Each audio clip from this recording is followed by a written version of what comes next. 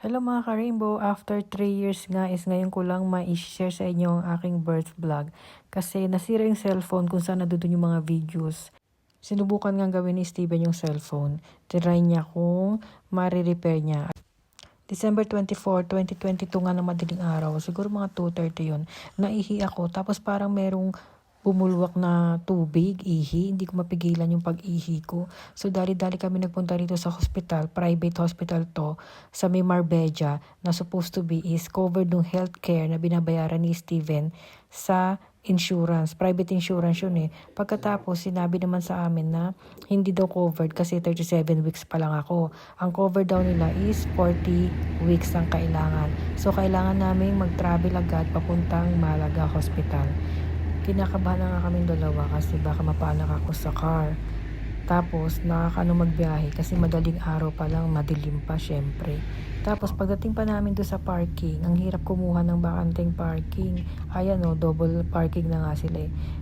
Mas lalo pa kaming kinakabahan kasi sa layo na nga ng tinravel ng car mula sa Coin kung saan kami nakatira, pumunta kami ng Marbella. From Marbella, pumunta kami ng Malaga, nag-overheat yung sasakyan.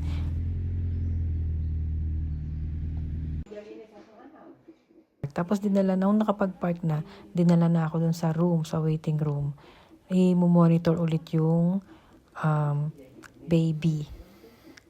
Ayan, medyo matagal din ako nag-stay dyan. Hindi ko na matandaan kung ilang oras. Pagkatapos, natatandaan ko, pinainom pa nila ako dyan ng juice eh. Binigyan nila ako ng juice kasi parang nauuhaw ako. Yun ang binigay nila. Although may bawa naman akong tubig, ando doon hindi ko maabot kasi si Steven nung time na yan, ando doon yata siya sa admission eh. Parang kinukuha yung mga details.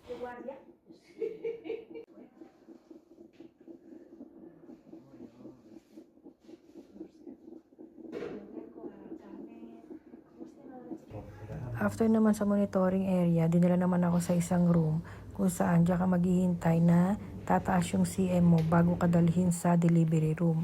Sabi pagka sumakit na daw, i-push yung button, tawagin yung nurse.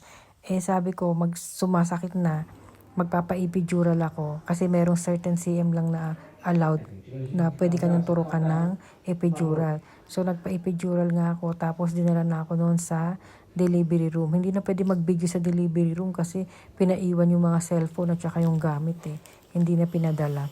Tapos dun sa delivery room, ang tagal, pinapapush ako ng pinapapush, hindi naman lumalabas. Kasi hindi daw ako marunong mag-push. Pagkatapos, nung pagdating naman doon, meron ng ang daming shift na natapos, palit-palitan na ng shift. Mag-uumaga na, hindi ko pa rin nailalabas si Nathaniel. Kaya meron nang pumunta sa akin na obstetrician. Lalaki pa ngayon nagpuntang obstetrician eh. Bali, ginamitan na ako ng fundal push kasi hindi ko mailabas si Nathaniel, bumabalik siya dahil hindi maganda yung pag-iri ko. Pagkatapos, nung hindi pa talaga siya lumalabas, ang sabi dalhin na daw ako sa operating room. Isi-cesarean na. Tapos nang pagdating sa operating room, ang sabi sa akin, one last chance na mailabas ko siya. Ginamitan nila ng forceps. Ayun, nung ginamitan nila ng fundal push at forceps, nailabas ko na si Nathaniel.